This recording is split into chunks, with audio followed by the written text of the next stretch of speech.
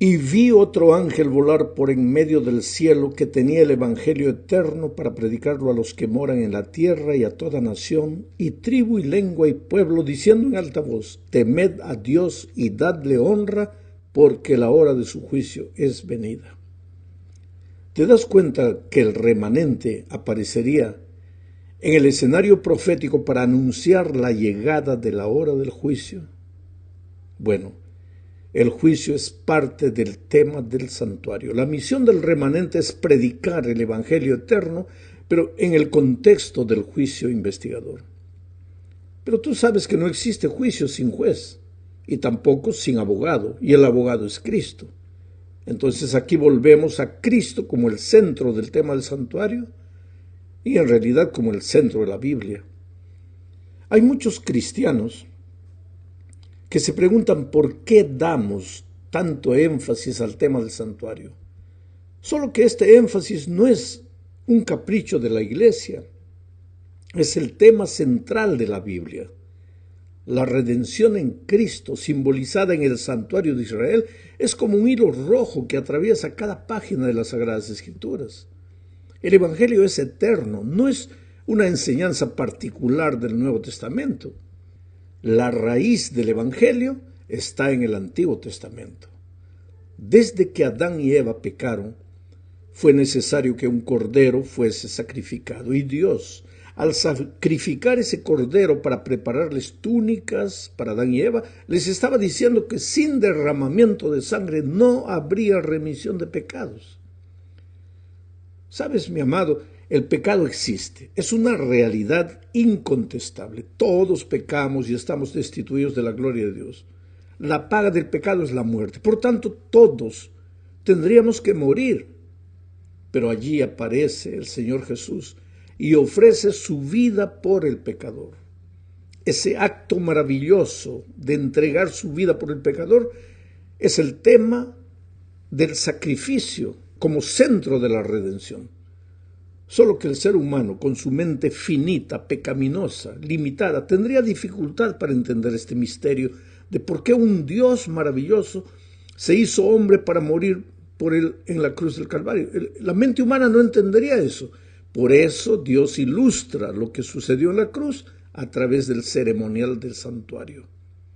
Entonces, los israelitas, por ejemplo, cuando ofrecían todos los días la vida de un inocente cordero como sacrificio por su pecado, ellos estaban viendo ahí y imaginando lo que iba a suceder con el Cordero de Dios que un día sería sacrificado en la cruz del Calvario. Cada vez que el israelita llevaba un corderito al santuario para ser sacrificado, pues recordaba que el precio del pecado es la sangre de un inocente, y en esa víctima inocente el israelita pecador depositaba su confianza de que un día el Cordero de Dios que quita el pecado del mundo moriría por él en la cruz del Calvario. Cada detalle del santuario explica de alguna manera el proceso de la salvación. Nada sucedía en el santuario sin un propósito. Cada utensilio, cada ceremonia, desde el cordero sin mancha, pasando por la actitud arrepentida del pecador, hasta la participación del sacerdote, tanto en el lugar santo cuanto en el santísimo, todo era un símbolo de lo que sucede en el cielo para salvar al ser humano. Solo que en el cielo no es necesario el sacrificio de animales, porque los animales eran sacrificados en la tierra. Esos animales eran apenas un símbolo de la verdadera víctima inocente que es Cristo. El autor de la epístola a los Hebreos dice en Hebreos 9, 24 y 26 lo siguiente: en efecto, Cristo no entró en un santuario hecho por manos humanas. ¿A qué santuario se refiere? Al santuario de Israel. En efecto, Cristo no entró en un santuario hecho por manos humanas, simple copia del verdadero santuario. Aquí está claro. Quiere decir que el santuario de Israel fue hecho copia del verdadero santuario, que está en el cielo mismo. Cristo entró ahí para presentarse ahora ante Dios en favor nuestro. Ni entró en el cielo para ofrecerse vez tras vez cómo entra el sumo sacerdote en el lugar santísimo cada año con sangre ajena. Si así fuera, Cristo habría tenido que sufrir muchas veces desde la creación del mundo. Al contrario, ahora, al final de los tiempos, y se está refiriendo a nuestros días, se ha presentado una sola vez y para siempre a fin de acabar con el pecado mediante el sacrificio de sí mismo. Aquí la idea es clara. Hay un santuario en el cielo. El santuario de Israel en la tierra fue hecho copia del santuario del cielo.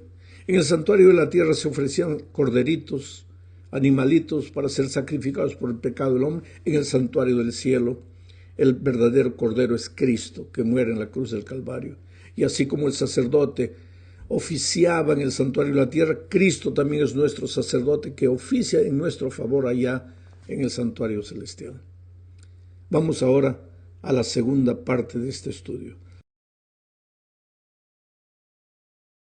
Hablaremos aquí del Cordero de Dios. Como ya dijimos, los corderos del Antiguo Testamento eran apenas símbolos del Cordero de Dios que quitaría el pecado de la humanidad. Pero para entender lo que significaba el sacrificio del Cordero es necesario viajar a los días de Israel. Lo que necesitamos recordar es lo que sucedía cada vez que un pecador llevaba al santuario un corderito para ser sacrificado por su pecado.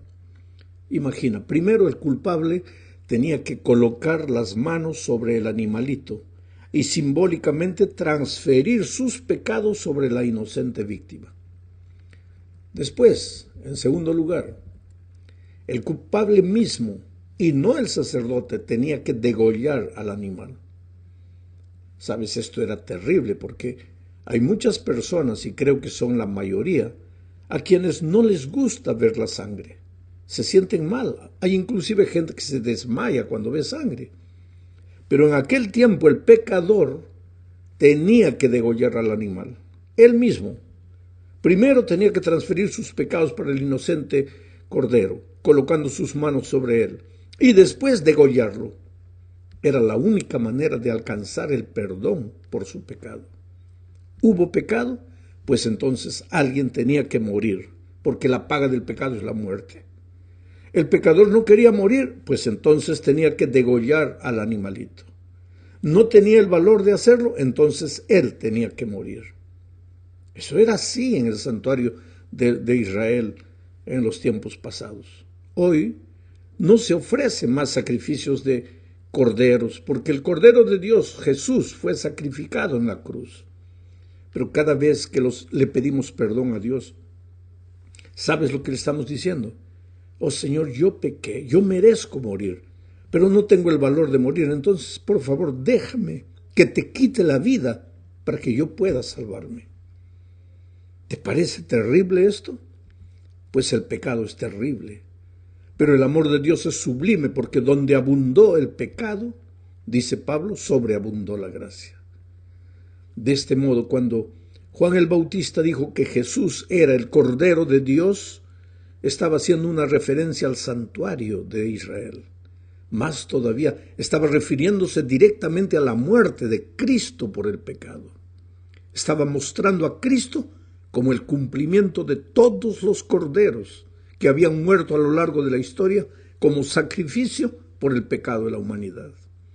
De hecho, querido, los 4 evangelios narran la historia de lo que hizo Jesús en su misión de Cordero de Dios que quita los pecados del mundo. En la cruz, él estaba cumpliendo lo que había profetizado Isaías 53, 6 y 7, que dice: todos perderemos el rumbo como ovejas y cada uno tomará su propio camino, pero el Señor descargará sobre él. ¿Sobre quién? Sobre el Cordero, sobre Cristo, todo el peso de nuestros pecados. Se verá angustiado y afligido, pero jamás emitirá una queja. Será llevado al matadero como un cordero y como oveja delante de sus trasquiladores se callará y no abrirá su boca. Sí, es verdad que en el Antiguo Testamento murieron muchos corderos, pero eran símbolos de Cristo, el verdadero Cordero de Dios que quita el pecado del mundo. Pero Jesús fue simbolizado no solo por el cordero que murió, sino también por el sacerdote. Esta es la tercera parte de nuestro estudio. ¿Qué sucedía después que el pecador degollaba al inocente animal? Esto es interesante. Mira, leamos Levítico 4, 30 y 31. Dice: luego el sacerdote tomará con el dedo un poco de la sangre y la untará sobre los cuernos del altar del holocausto, y luego derramará al pie del altar el resto de la sangre.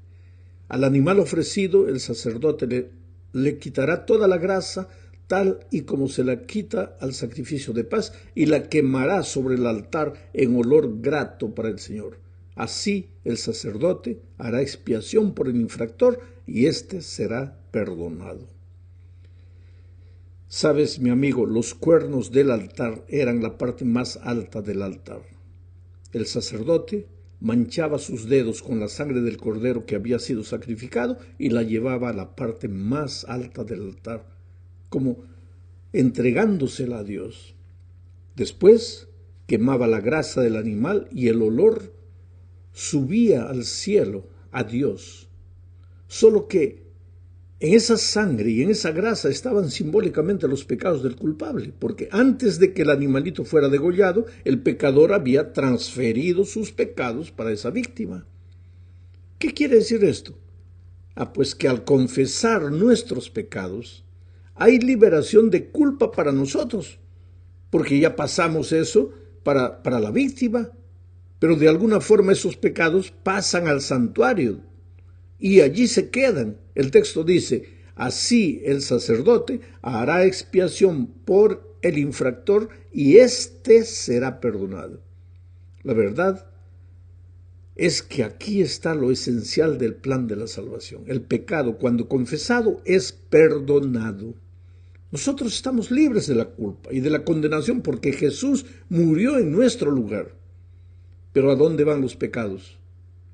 Jeremías 1:17 dice: el pecado de Judá está grabado con cincel de hierro y con punta de diamante. O sea, el pecado no se borra fácilmente. El sentido de este texto es que los pecados no se evaporan, sino que quedan registrados. ¿Dónde? En los cuernos del altar. ¿No era allí a donde llevaba el sacerdote la sangre? Y simbólicamente, ¿dónde? En el santuario celestial. Nosotros estamos libres del pecado, libres de su culpa, libres de su condenación, porque el Cordero fue muerto en nuestro lugar, pero los pecados están registrados.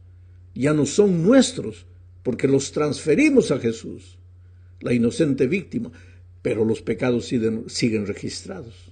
¿Hasta cuándo? Pues eso es lo que veremos después.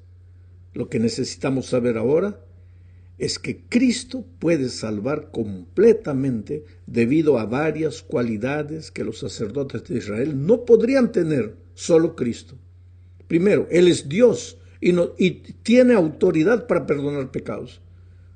Después, tiene un sacerdocio permanente, intercede todo el tiempo por su pueblo, con la misma compasión amante que cuando sanaba a los enfermos y consolaba a los solitarios. Cristo se hizo carne, se hizo humano, pero al mismo tiempo sigue siendo divino. Nadie puede ser como Cristo. Él nació hecho carne sin pecado y nunca pecó. Y aunque es el único que no cometió pecado, murió bajo el peso abrumador de todos los pecados, de todos los hombres, de todos los tiempos. Entonces solo Cristo, como Dios hombre, puede interceder por los pecadores en el santuario celestial. Observa lo que dice Hebreos 9, 24 al 26. Porque Cristo no entró en el santuario hecho por los hombres, el cual era un mero reflejo del verdadero. Ya leímos ese texto.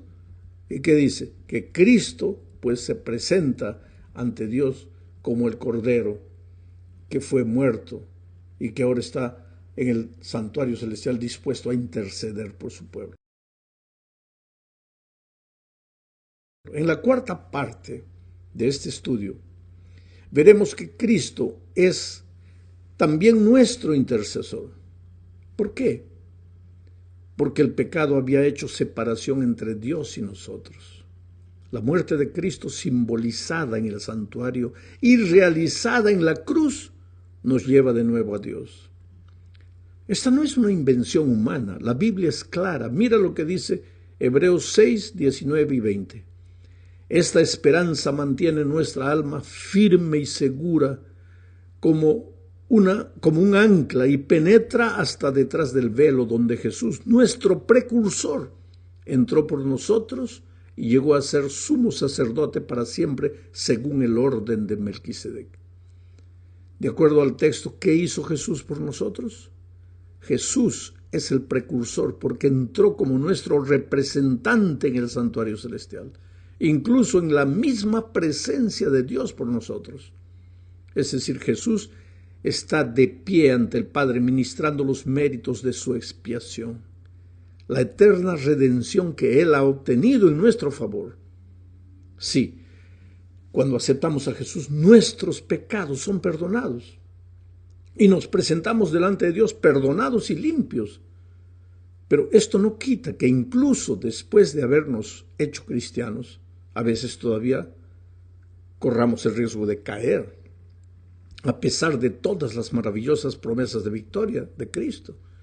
Pero si por algún motivo caemos, Jesús intercede como nuestro sumo sacerdote en el cielo. Él representa ante el Padre al pecador arrepentido, no invocando nuestros méritos, porque no tenemos ningún mérito, invocando los méritos de Cristo. Por eso Hebreos 7:25 dice, por lo cual puede también salvar perpetuamente a los que por Él se acercan a Dios, por Él, por Cristo se acercan a Dios, viviendo siempre para interceder por ellos. Bueno, querido, llegamos al fin de este estudio hablando del día de la expiación. Este era un día especial y diferente de todos los demás en Israel. Sucedía una vez por año. Era también el día de la purificación del santuario, le era llamado de esa manera. ¿Por qué había un día de purificación en el santuario de Israel y también en el santuario celestial? ¿Y cómo esto se relaciona con la exterminación definitiva del pecado? Ya vimos que el sistema de sacrificios de Israel simbolizaba el sacrificio de Cristo en la cruz. Gracias a ese sacrificio somos librados de la condenación y considerados justos ante Dios. En el sistema terrenal de sacrificios, los pecadores se dirigían al templo llevando sus pecados, es decir, conscientes de que merecían la muerte, pero no iban de manos vacías, llevaban una víctima sobre la cual ponían la mano y por fe transferían sus pecados. Después la víctima era sacrificada por causa de sus pecados y a través de su sangre esos pecados eran transferidos al santuario. Con este acto, simbólicamente, Dios asumía la condenación por esos pecados. El ser humano había pecado, pero al reconocer su pecado y tener fe en el sacrificio de la víctima sustitutoria, Dios perdonaba al pecador. Por eso, después del sacrificio, el pecador abandonaba el santuario limpio de su pecado y bendecido por el Señor. Una víctima había muerto por él. El Cordero había asumido la condenación por los pecados confesados. Eso fue lo que hizo Jesús por nosotros en la cruz del Calvario. Pero en el santuario, la solución del problema del pecado no era definitiva, solo con la muerte de la víctima, porque el pecado había sido transferido de la esfera del pecador al santuario. En algún momento sería necesario terminar definitivamente con el pecado, y el Señor representó simbólicamente esa restauración y limpieza final a través del día de la expiación o de la purificación del santuario. En el día de la expiación, la purificación del pecado, que las personas todos los días habían transferido para el santuario, alcanzaba su clímax, porque el pecado que había sido transferido al santuario era erradicado de allí definitivamente. El santuario era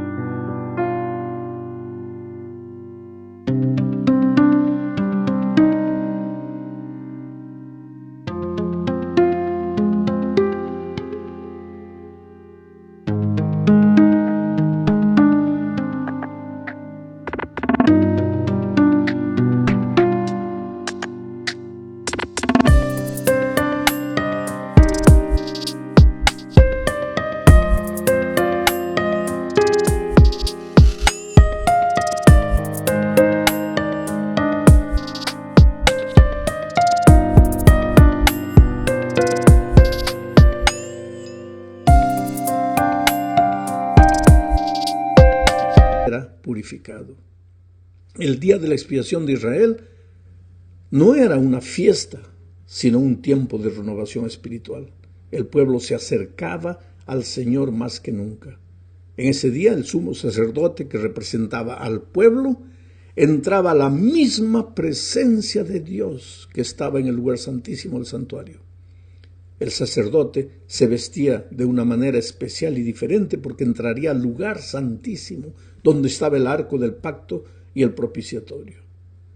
Ahora Dios esperaba que ese día el pueblo dejase de lado la rutina diaria y se consagrase a Él y descansase de su trabajo, porque ese día el santuario estaba siendo purificado.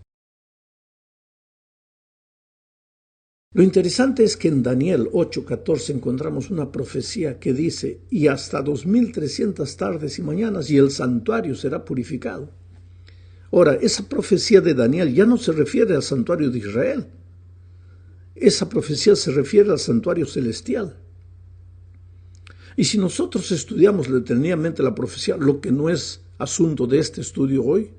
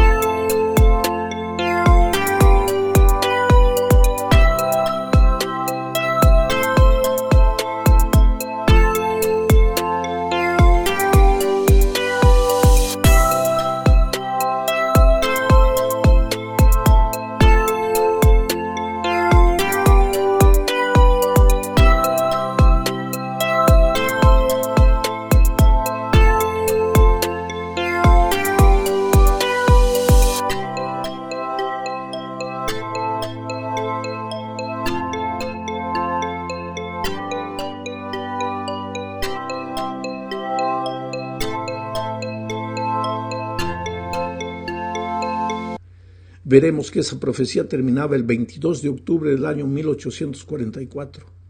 Ese día el santuario sería purificado, comenzaría la purificación del santuario.